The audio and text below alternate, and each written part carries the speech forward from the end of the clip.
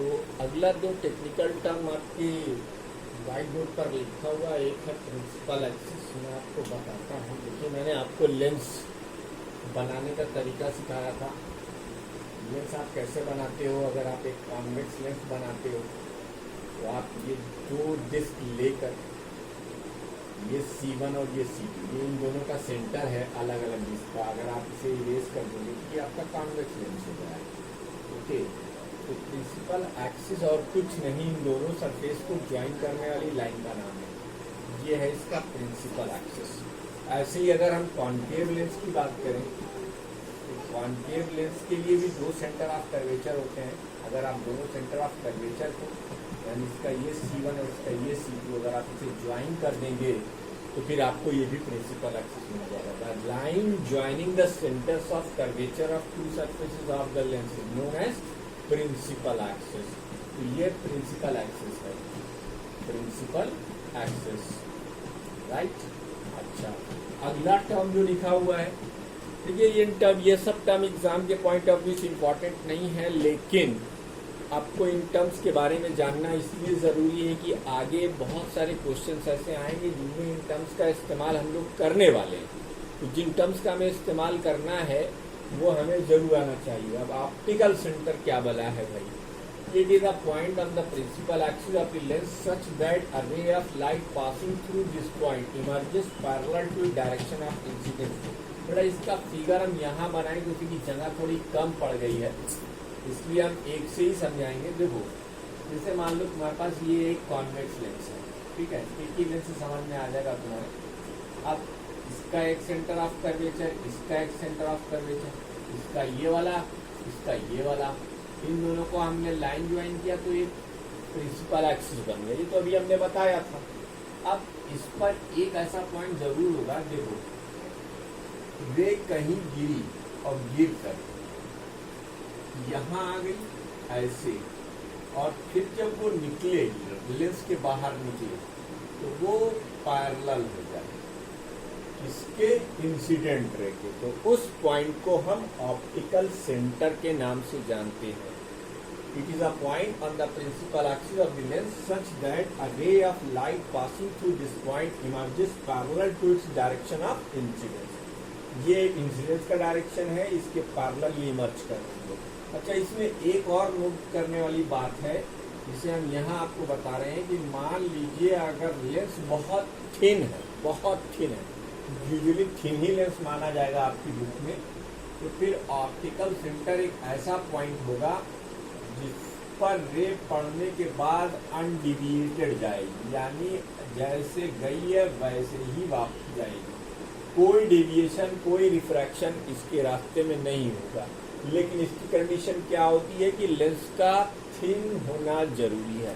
अगर lens thin है तो ऑप्टिकल सेंटर से जाने वाली रे अनडिविएटेड पास कर जाएगी, ठीक है। अगर आपको और समझना है तो एक फिगर हम और ड्रा किए दे रहे हैं। हमारा क्या जा रहा है, देखिए, जैसे ये कॉनकेव लेंस है, कॉनकेव लेंस के भी दो सेंटर ऑफ कर्वेचर, इनको मिलाने वाली लाइन प्रिंसिपल एक्सिस। उस प्रिंसिपल एक्सिस पर ये अगर थिन है तो ये रे अगर अनडिविएटेड पास करती हुई जा रही है तो इसे हम ऑप्टिकल सेंटर का नाम देंगे, ठीक है। इस फिगर को मैं इसके लिए भी बना देता हूँ, अगर थोड़ी सी जगह में यहाँ पे अगर आपको समझ में आ जाए बेटर समझने के लिए। मान लीजिए अब ये थिक, तो थिक के केस में क्या होगा बच्चों, देखो रे की ओरिजिनल डायरेक्शन ये है, ये यहाँ आनी चाहिए। लेकिन मान लो अगर ये ऑप्टिकल सेंटर पर पड़ गई तो यहाँ से निकलने के बाद ये इसके पैरेलल हो गई।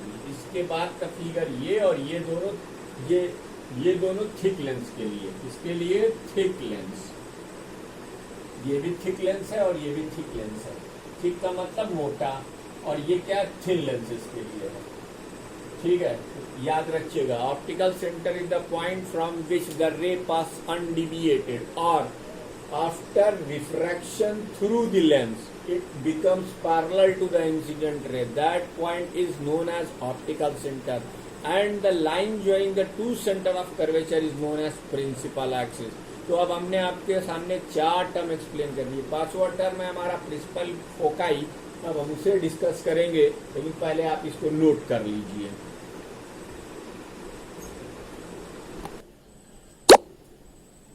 अगला अगला जो टर्म है वो है प्रिंसिपल फोकाई। इसमें हम दो डिफरेंट पॉइंट कंसीडर करेंगे, फर्स्ट फोकल पॉइंट और सेकंड फोकल पॉइंट। तो देखो बेटा, दोनों की डेफिनेशन अलग अलग है। दो टाइप के लेंस है हमारे पास, कॉन्वेक्स और कॉनकेव, दोनों के लिए अलग अलग है।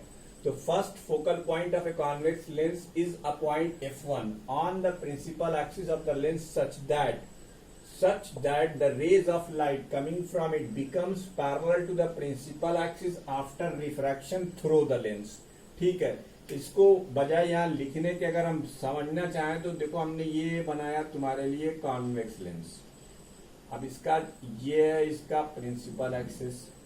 फोकल पॉइंट एक पॉइंट होगा जहां से रे जब निकले और निकल कर इंसिडेंट करें लेंस के ऊपर, और अगर वो पैरेलल टू प्रिंसिपल एक्सिस हो जाएं तो इसे फिर हम क्या कहते हैं, फर्स्ट फोकल पॉइंट कहते हैं। ये हमारा फर्स्ट फोकल पॉइंट है। The rays emerges from that point becomes parallel to the principal axis after the refraction through the lens is known as first focal point. इसी तरीके से अगर हम कॉनकेव लेंस की बात करें तो देखो, ये है हमारा कॉनकेव लेंस। लिखने से अच्छा है समझ डालू, है ना। ये हमने बनाया इसका प्रिंसिपल एक्सिस। क्या बनाया हमने, इसका प्रिंसिपल एक्सिस। अब एक रे अगर कन्वर्ज होना चाहती है, दो रेज हैं, ये कन्वर्ज होना चाहती है किसी पॉइंट पर, ये हमारा रास्ता है कन्वर्ज, यहाँ पर मान लो दोनों को मिलना है, लेकिन बजाय यहाँ मिलने के ये पैरेलल हो जाए।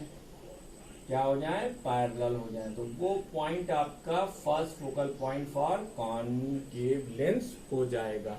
कॉन्वेक्स लेंस में निकल कर पैरेलल हो जाती हैं और इसमें आती हुई रेज इंसिडेंट के बाद पैरेलल। देखो पैरेलल दोनों में हो रही हैं, लेकिन इसमें क्या है, इसमें निकल रही, इसमें इमर्ज कर रही है और इसमें इनकमिंग है। बस दो यही फर्क है, क्यों, क्योंकि इसका एक्शन डाइवर्जिंग होता है और इसका एक्शन कन्वर्जिंग होता है। अब ये फर्स्ट फोकल पॉइंट हो गया, याद रखिएगा। First focal point for convex lens क्या होता है, जहां से रेज निकल कर पैरेलल टू प्रिंसिपल एक्सिस हो जाए। और कॉनकेव के लिए क्या होता है, जहां पर रे अपीयर्स टू मीट करना चाहती हैं लेकिन रिफ्रैक्शन के बाद parallel to the principal axis हो जाती हैं। ये दो और पॉइंट नोट कर लीजिए, फिर आगे बढ़ते हैं।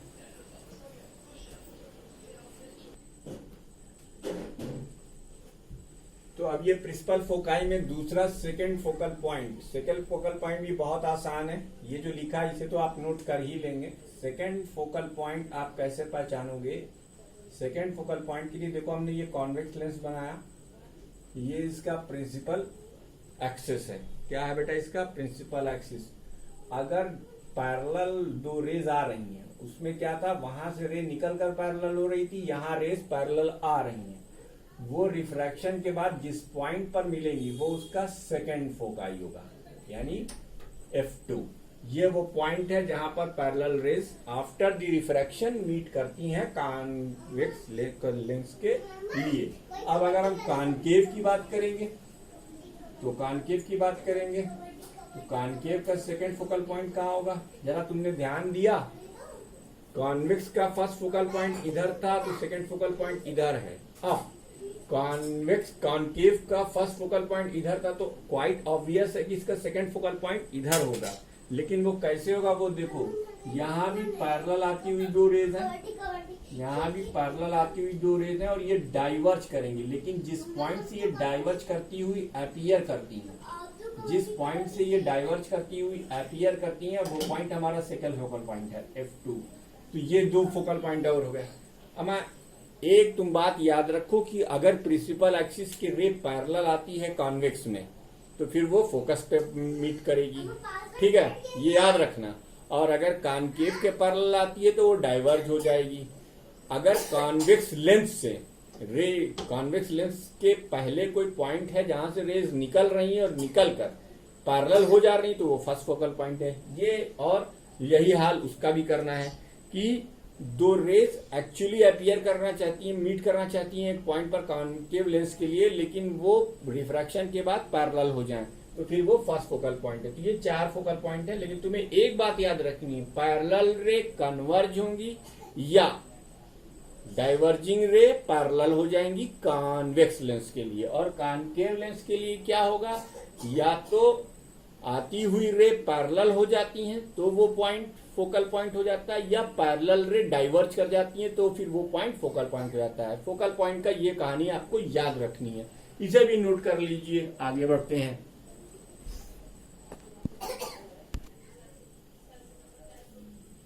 अब ये अगली डेफिनेशन है फोकल प्लेन की। A plane normal to the principal axis passing through the focus is called focal plane.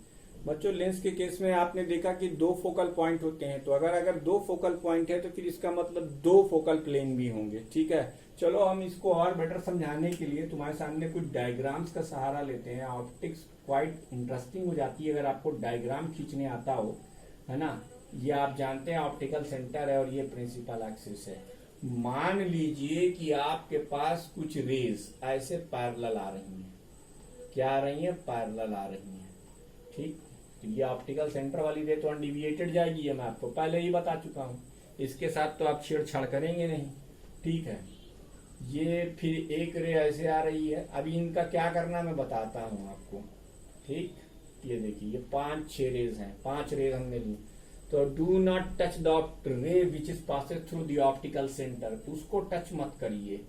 ठीक है, अब मान लेते हैं कि ये इसका फोकस है। आपको पता है ना पैरेलल रेज आ रही है तो कहाँ कन्वर्ज होना चाहिए? फोकस पे। लेकिन चूंकि बहुत सारी रेज हैं तो ये अज्यूम किया जाएगा कि ये फोकस है। मान लीजिए ये आपका फर्स्ट फोकल पॉइंट, आपको याद है अच्छी तरीके से, फर्स्ट फोकल पॉइंट। भाई रेज इंसिडेंट कर रही है ना पैरेलल, तो ये second focal point, I am sorry second focal point होगा ये। अब इस सेकंड फोकल पॉइंट में आप एक काम करेंगे। क्या काम करेंगे? अब इसी लाइन पर यहां से एक परपेंडिकुलर ड्रॉप कीजिए। क्या लिखा है? Plane normal to the principal axis. ये बेटा 90 डिग्री बन गया। अब क्या होगा? अब ये सारी रेज, ये वाली जो रे आई है ये भी यहीं से क्रॉस करेगी, ये वाली रे भी यहीं से क्रॉस करेगी, ये वाली रे तो जाएगी ये, और ये वाली रे भी यहीं से क्रॉस करेगी, और ये वाली रे भी यहीं से क्रॉस करेगी। ये क्या बन गए आपके? ये आपका बन गया फोकल प्लेन। ये डायग्राम है फोकल प्लेन का। बात समझ में आ रही बेटा? ऐसे ही अगर आप एक कॉनकेव लेंस ले लें, क्योंकि मेरा फर्ज है सब कुछ बता देना, आपका फर्ज है उसको समझ लेना। अगर आप कॉनकेव लेंस की बात करेंगे, ठीक है, चलिए साहब, इस पर भी हम पैरेलल रेज गिराते हैं। कैसे? लेकिन इस बार ऐसे नहीं गिराएंगे। इस बार हम कैसे गिराएंगे? ऐसे गिराएंगे। कहा? मान लो they are intend to meet at focus because they are parallel rays. और आप जानते हो ऑप्टिकल सेंटर से जाने वाली रे बिना अनटच जाएगी। ठीक, ये हमने खींच लिए ये 5 रे। फिर हमने ये परपेंडिकुलर एक ऐसे ड्रॉप किया जो ऑप्टिकल सेंटर से होकर जाता है। यानी हमारी रे यहां तक तो आनी है बिना टच किए होगी। ये वाली रे भी नहीं आ रही थी, चलिए इसको भी ले चलते हैं, यहां तक आ गए। अब क्या होगा बेटा? अब इसका भी डाइवर्जिंग एक्शन होगा, लेकिन किस तरीके से होगा इसका डाइवर्जिंग एक्शन? चूंकि अब ये ऑप्टिकल सेंटर से अनडिविएटेड है, तो जैसे मैंने इसके अंदर आपको एक फोकल पॉइंट अपने से मान के बताया और सारी रेस को एक जगह अपीयर टू डाइवर्ज करना सिखाया, वैसे ही आप यहां पर एक फोकल पॉइंट लेंगे। यहां पर आप एक फोकल पॉइंट लेंगे, ये F2 होगा। ठीक है, इससे आप एक परपेंडिकुलर ड्रॉप कीजिए, सॉरी इधर लीजिए, इससे आप एक परपेंडिकुलर ड्रॉप कीजिए। अब ये रे चूंकि पैरेलल आ रही हैं तो ये डाइवर्ज करेंगी, इनका डाइवर्जन होगा इस तरीके से। ऐसे आना था इनको, ऐसे आना था इनको, या तो ये तो जा ही रही है, ऐसे आना था इनको, ऐसे आना था इनको। ये वाला परपेंडिकुलर ड्रॉप कर दीजिए और ये रे ऐसे यहां से आपको मिलती हुई मिट करती हुई दिखाई दे जाएंगी। तो ये आपका सेकंड फोकल प्लेन हो गया। क्या? ये फोकल प्लेन हो गया। ठीक है, लेकिन इसको और बेटर समझना हो तो एक बार हम और इस डायग्राम को बनाना चाहेंगे। उस तरीके से नहीं, इस तरीके से देखिए आप। ये मान लीजिए कि आपका पतला सा कॉनकेव लेंस है। क्या है ये? कॉनकेव लेंस है। ठीक, अब आप यहां गिराइए पैरेलल रेज, पैरेलल रेज गिराइए। 3 रे लीजिए सिर्फ, ताकि आपको समझने में दिक्कत ना हो। ये 3 रे हमने लिया है। आप जानते हैं ऑप्टिकल सेंटर से क्रॉस करने वाली रे बिना किसी उसके जाएगी, अनडिविएशन के जाएगी। ठीक, आपने पीछे बढ़ा दिया, ये ऑप्टिकल सेंटर वाली पॉइंट है। ठीक है, अब इसका एक फोकस कहाँ होता है? एक फोकस यहाँ कहीं होता है F2। बस इसी से आप एक लाइन पैरेलल खींच दीजिए, sorry normal to the plane खींच दीजिए। ये देखिए आपने ये लाइन खींची। अब ये रे बेटा डाइवर्ज करेगी, ये रे क्या करेगी? डाइवर्ज करेगी। और ये जो ऑप्टिकल सेंटर से आने वाली रे है, ये जो ऑप्टिकल सेंटर से आने वाली रे है, ये एक्चुअली क्योंकि डाइवर्ज नहीं कर रही है, इसलिए यहां पर हम एक कोई पॉइंट ले लेते हैं। एक रे और बना लीजिए ताकि आपको और अच्छा समझ में आ जाए। हमने फिगर को अब कॉम्प्लिकेटेड कर दिया है। ठीक, इसी लाइन पर एक ऐसा पॉइंट लीजिए जहां पर ये सारी की सारी रेज एक्चुअली में मिलने की कोशिश करें। ये देखिए होगी तो बेटा डाइवर्ज ही 110%, लेकिन अब इनको भी मौका दीजिए डाइवर्ज होने का। ठीक है, इसको तो छेड़ना ही नहीं है, इसी पॉइंट पे रखना है।